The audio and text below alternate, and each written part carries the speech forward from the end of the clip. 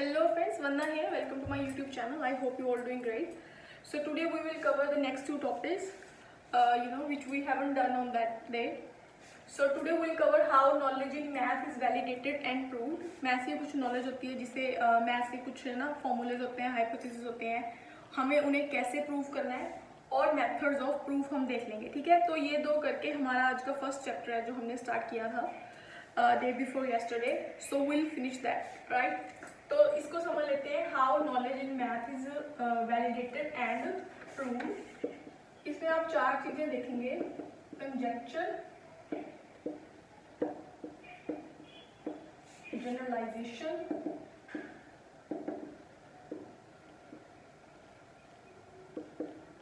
Hypothesis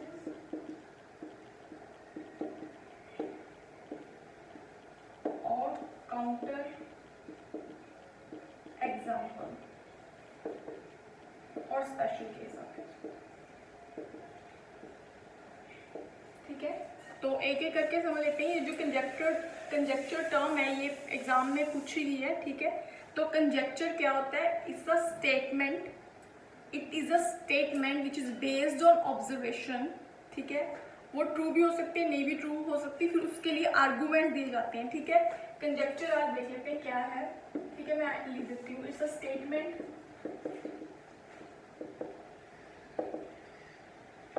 based on observation,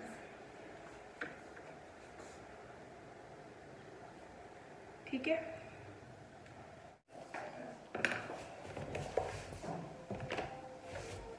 So yes, we'll discuss conjecture. It is a statement, right, which is based on observation. Okay, it may or may not be true. तो उसको prove करने के लिए arguments दिए जाते हैं, ठीक है। ये टर्म एग्जाम में पूछ ली जाती है कि कंजेक्चर क्या होता है, ठीक है।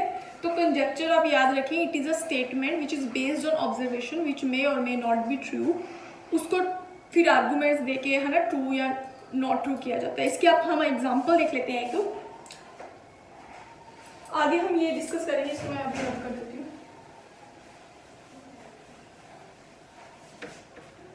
जैसे फॉर एग्जाम्पल ये मैंने कुछ रैशनल नंबर्स लिख लिए,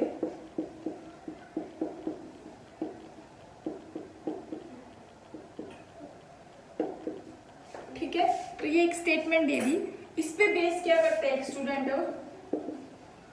वो कहते हैं कि 1/2, 3/4, 9/7, 35/48, ठीक है।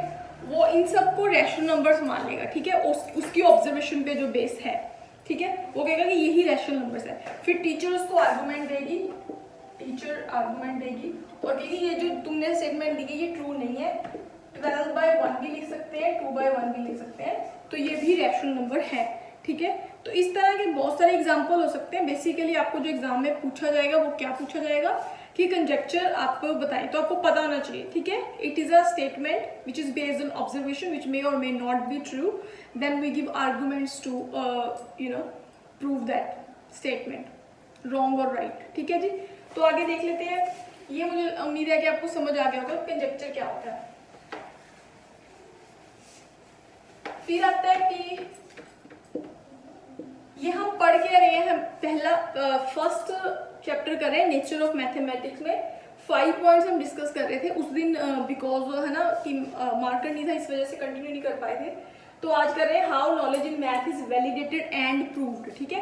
मैथ की नॉलेज हम कैसे वैलिडेट करते हैं? जनरलाइजेशन, इसको समझ लेते हैं। जैसे कि एक टीचर बच्चों को बता रहा है कि ये स्क्वायर है, ठीक है, इसकी 4 साइड्स हैं और सम ऑफ इट्स एंगल्स क्या है? 360 है,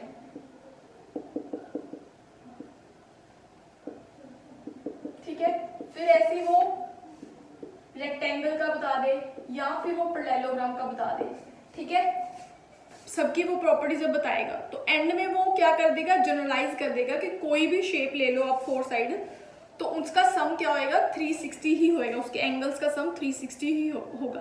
तो ये ऐसे जनरलाइजेशन भी की जा सकती है कि पहले आपने पर्टिकुलर बता दिया कि सम ऑफ इट्स एंगल 360 है, स्क्वायर का, पैरेललोग्राम का, रेक्टेंगल का, फिर आपने सिंपली जनरलाइज कर दिया कि ठीक है भाई सारी ही जो कोई भी शेप ले लो जिसकी 4 साइड्स हैं, 4 एंगल्स हैं, उनका सम क्या होगा 360 ही होगा। कोई भी क्वाड्रिलेटरल आप उठा लो, ठीक है जी, और 4 साइड्स। तो ये जनरलाइजेशन है। और भी बहुत सारे होते हैं, जैसे हम टीचर बता दें कि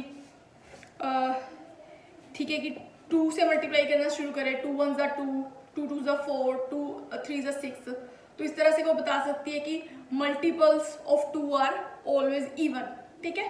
पहले वो स्पेशल केस बताते हैं, फिर वो आगे जनरलाइज कर दे। So there are lot of examples, but you should know the terminology, जो मैं आपको हमेशा बोलती होती हूँ, जो हमें मैथ्स पेडागोजी में पूछ ली जाती है। आगे देख लेते हैं काउंटर एग्जाम्पल कह लो और स्पेशल केस कह लो। ये हम कब यूज करते हैं? आपको ऐसा लग रहा होगा कि इनमें से क्वेश्चन नहीं आते, but when we will do questions तब आप रियलाइज करोगे कि क्वेश्चंस इन्हीं में से छोटे छोटे टॉपिक्स में से बनते हैं, ठीक है जी। काउंटर एग्जांपल देख लेते हैं हम।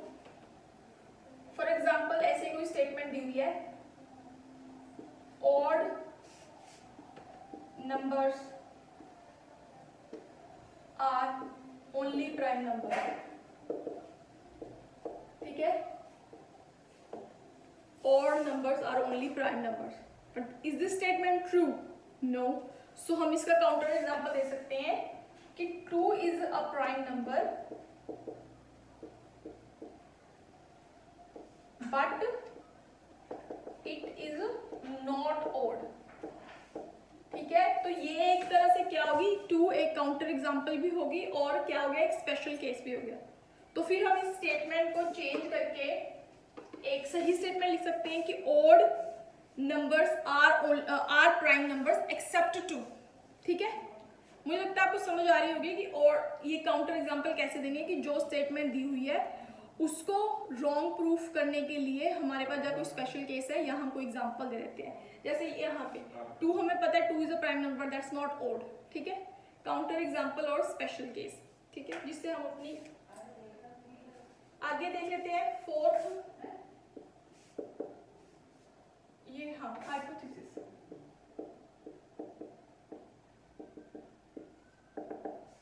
हाइपोथेसिस समझ क्या है, ये सेम कंजेक्चर की तरह ही होता है बिल्कुल, ठीक है। आप इसको ऐसे, इसकी स्टेटमेंट ऐसे याद रख सकते हो, जनरलाइजेशन विच इज कंजेक्चर। समझे इस चीज को ध्यान से। हाइपोथेसिस क्या है कि आपने कुछ चीजें ऑब्जर्व की और आपने हाइपोथेसिस बना ली। जैसे फॉर एग्जांपल हम कह दें कि in our daily life we see congruent figures. तो आप अब टीचर ने ये क्वेश्चन रख दिया बच्चों के आगे। अब कुछ बच्चे कहेंगे कि नहीं जी, शेप्स कंग्रुएंट होती है, हम मतलब ऐसा कुछ नहीं देखते। कुछ बच्चे मान जाएंगे कि हाँ हम डेली लाइफ में भी कंग्रुएंट फिगर्स देखते हैं, ठीक है। तो टीचर्स बहुत सारे एग्जांपल देके बच्चों को समझा सकती है कि जैसे आप सॉक्स है ना, 2 सॉक्स, पेयर ऑफ सॉक्स अगर देखते हैं तो वो कॉन्ग्रुएंट है ना। ऐसे डेली लाइफ में से बहुत सारे एग्जांपल लेके बता सकती है। बच्चों को कह सकते हैं कि रिफिल कलेक्ट करो एक ही पेन के, ठीक है, तो वो भी कॉन्ग्रुएंट फिगर्स में होंगे, ठीक है। तो ये हाइपोथेसिस बनाए जाते हैं विच इज बेस्ड ऑन ऑब्जर्वेशन। तो फिर उनको प्रूव करने के लिए हम मैथ्स में आर्गुमेंट्स देते हैं, ठीक है, चाहे उनको राइट प्रूफ करें चाहे रॉन्ग प्रूफ करें, ठीक है। तो इस तरह से हम मैथ में जो भी नॉलेज है उसको वैलिडेट करते हैं, वेरीफाई करते हैं। हमने 4 चीजें देखी है, कंजेक्चर, जनरलाइजेशन, काउंटर एग्जांपल देते हैं, स्पेशल केस, या फिर हम हाइपोथेसिस बनाते हैं, ठीक है। चलिए आगे देख लेते हैं। फिर आगे methods of proof. Methods of proof करने के बाद आज का लेक्चर हमारा फिनिश है, मतलब हम nature of mathematics chapter complete हो जाएगा। फिर आगे हम सेकंड चैप्टर करेंगे, ठीक है, which is place of maths in curriculum. देख लेते हैं क्या है वो भी, ठीक है जी। ये आगे करते हैं।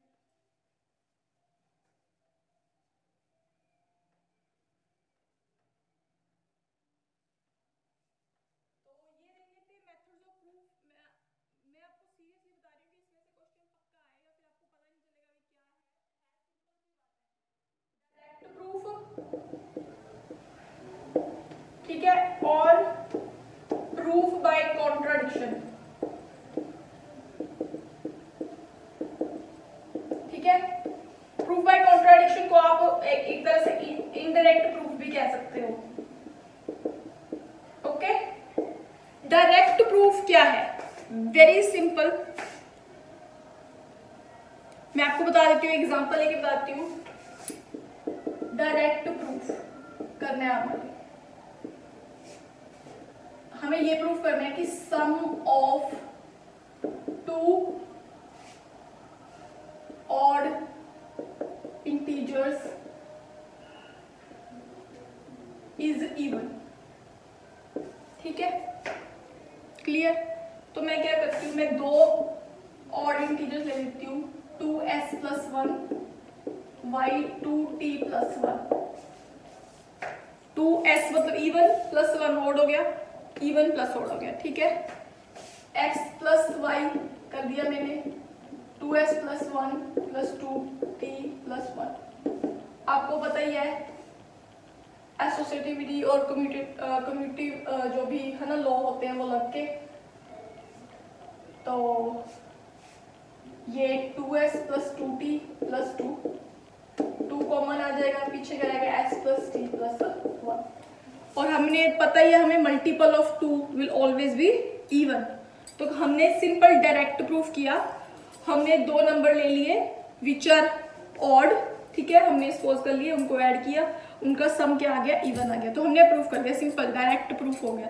ठीक हो गया, मुझे उम्मीद है कि आपको समझ आ गया होगा। आगे देख लेते हैं proof of contradiction. Indirect proof क्या होगा? ऐसे ही आपको पेपर में भी सिनेरियो दे दिया जाएगा क्वेश्चन की फॉर्म में, फिर आपको पूछा जाएगा कि ये डायरेक्ट प्रूफ है, ये क्या है। ठीक है, तो इसको अच्छे से समझ लें, देख लें, एक बार नोट करना, नोट कर लें। एक्स वाई, ठीक है, x+y, ठीक है। इनडायरेक्ट प्रूफ कह लो, प्रूफ बाय कॉन्ट्राडिक्शन कह लो, it is same as counter example. ठीक है, कहीं हद तक उससे भी मिलता जुलता है। फॉर एग्जाम्पल हम कहते हैं कि एक triangle has no more than one right angle. ठीक है, ये हमने एग्जाम्पल लिया है, हमने इसे प्रूफ बाय कॉन्ट्राडिक्शन करना है। पर हम क्या करेंगे, फिर इसके ऑपोजिट मान लेंगे। हमें पता है कि ट्रायंगल, हमें प्रूफ करना है triangle has no more than one right angle, मतलब 90 डिग्री के एक ही ट्रायंगल में एक ही एंगल 90 डिग्री का होगा, इससे ज्यादा नहीं हो सकता, हमें पता है ना। बट हमने प्रूफ बाय कॉन्ट्राडिक्शन हम कहेंगे suppose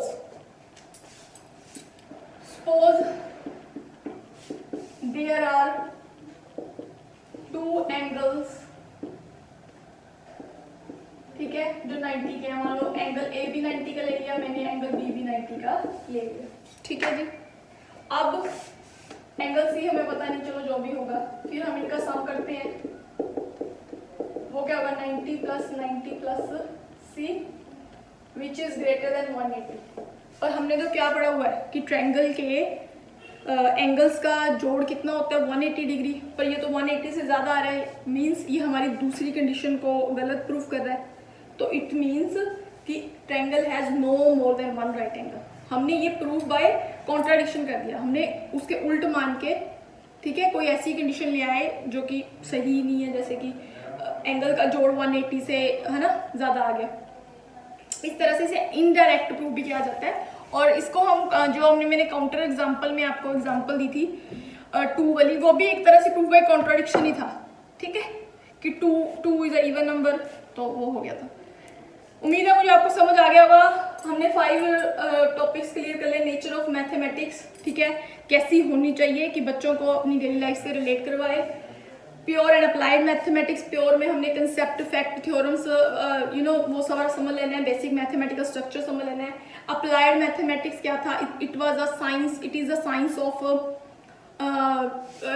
abstract maths you can say, और which we apply in daily life. Concept of mathematics हमने पढ़ लिए थे अच्छे से। How knowledge in math is validated and prove मैंने समझा दिया, वो आपको टर्म्स याद रखनी है। Methods of proof, direct proof and proof by contradiction. Concepts तो हमने पढ़े थे, जैसे contrary to abstract, particular to general, है ना, तो ये चीजें।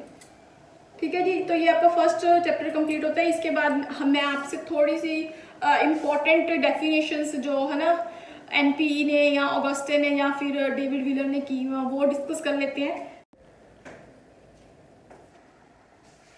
हाँ जी, तो जैसे कि मैं आपको बता रही थी कि हमने ये 5 देख लेते हैं हम।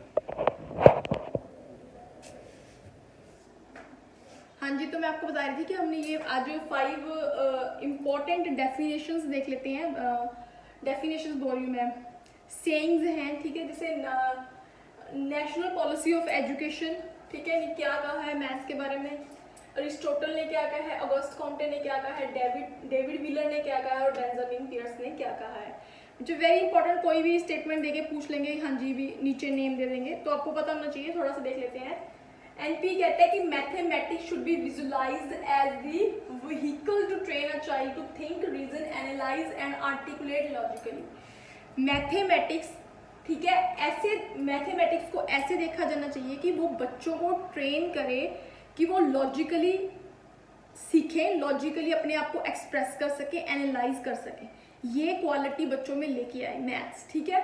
और कहता apart from being specific subject it should be treated as concomitant to any subject involving analysis and meaning. Maths को हमने एज अ पर्टिकुलर सब्जेक्ट तो मानना ही मानना है, इसके अलावा हमें इसको कॉन्कोमिटेंट का मतलब होता है एसोसिएटेड, ठीक है, कि बाकी सब्जेक्ट, कोई भी सब्जेक्ट जिसमें एनालिसिस की जरूरत है, जिसमें लॉजिक लगता है, उसको उसके साथ भी रिलेट किया जाए। फॉर एग्जांपल हम ले लेते हैं केमिस्ट्री है, केमिस्ट्री में बहुत सारे केमिकल कंपाउंड्स होते हैं ना। फॉर एग्जांपल H2O है, ठीक है, वाटर का जो केमिकल फॉर्मूला है, जैसे water is also a chemical H2O, ठीक है, जो कि 2 उससे बना हुआ है हाइड्रोजन एटम से और 1 ऑक्सीजन से। तो हमें 2 और 1 का कंसेप्ट हमारे माइंड में है, हमारे माइंड में एडिशन का कंसेप्ट है, तो ही हम केमिकल कंपाउंड समझ सकते हैं। ऐसे ही फिजिक्स में बहुत सारी इक्वेशंस होती हैं, लाइक v = u + at, है ना। हमने वेलोसिटी का, एक्सेलरेशन का जो भी सिद्धांत है, प्रिंसिपल समझते हैं, हम फिजिक्स में समझते हैं, ठीक है, मैथ्स की वजह से। और फिजिक्स और केमिस्ट्री में जो करेक्टनेस है, जो एक्यूरेसी है, वो किसकी वजह से है? वो मैथ्स की वजह से ही है, ठीक है। तो ऐसे बहुत सारे सब्जेक्ट है, एस्ट्रोनॉमी है, ठीक है, आर्किटेक्चर है, ठीक है, और बहुत सारे दूसरे सब्जेक्ट्स भी हैं, जैसे ड्राइंग है, आर्ट है, सब बहुत, म्यूजिक है, ठीक है, पोइट्री है। देखने में तो बहुत बड़ा अजीब लग रहा होगा आपको, बट कहीं ना कहीं मैथ्स की वहाँ पे जरूरत रहती ही है।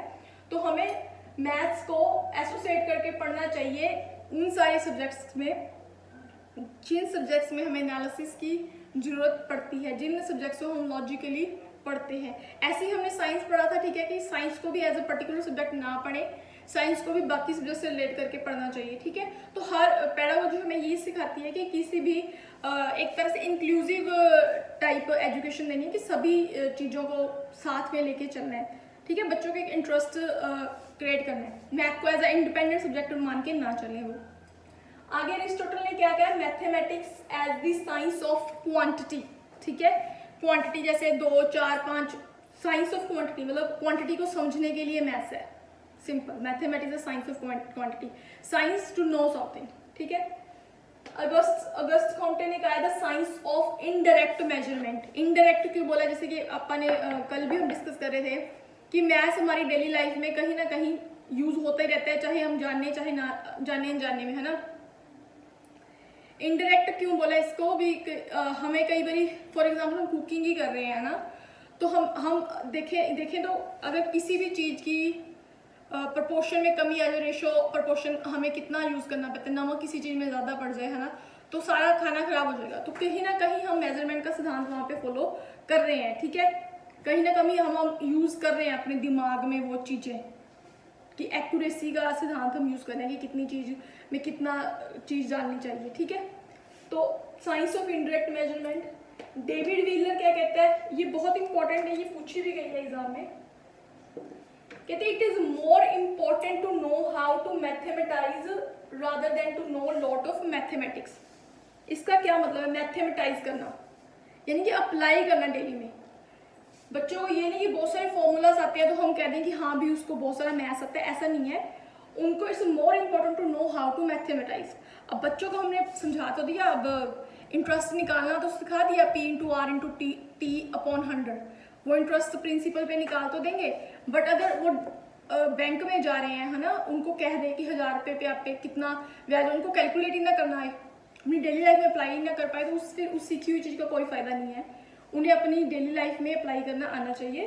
तो it is more important know how to mathematise. और मैं यहाँ पे आपको एक साइंस की भी एग्जांपल दूंगी। हमने साइंस नेचर ऑफ जब साइंस की थी तब हमने यही पढ़ा था कि you should know how to do science rather than to learn science. उसका यही मतलब था कि आपको पता हो कि आपने कहाँ अप्लाई करनी है। तो सारे सब्जेक्ट्स ऐसे ही चलेंगे, ठीक है। सिमिलैरिटी है, देखे सेम है। It is more important to know how to mathematise. Benjamin Peirce क्या कहते हैं, math is a science that draws necessary conclusions. ठीक है, मैथमेटिक्स एक साइंस है जिससे नेसेसरी कंक्लूजन निकाले जाते हैं, ठीक है। उसमें हमने बहुत सारे फॉर्मूलाज बना लिए हैं, बहुत सारी फैक्ट्स हैं, कंसेप्ट्स हैं, जिन्हें हम यूज़ करके एक पर्टिकुलर सिचुएशन पे पहुंच सकते हैं। जैसे आप समझ लो, ये आप इसी का ही सिद्धांत ले लो कि हमने इंटरेस्ट को कैलकुलेट करने का एक फॉर्मूला बनाया हुआ है, ठीक है। तो उसे नेसेसरी कंक्लूजन ड्रॉ किए जा सकते हैं मैथमेटिक्स की अंडरस्टैंडिंग के साथ, ठीक है। मुझे उम्मीद है कि आपको ये सेशन पसंद आया होगा। तो अब हमने सारा कुछ कवर कर लिया है पहले चैप्टर से लेके। इसमें से आप 1 से 2 क्वेश्चन एक्सपेक्ट कर सकते हो अपने एग्जाम में। इसके आगे हम सेकेंड चैप्टर करेंगे, ठीक है। Till then take care, bye.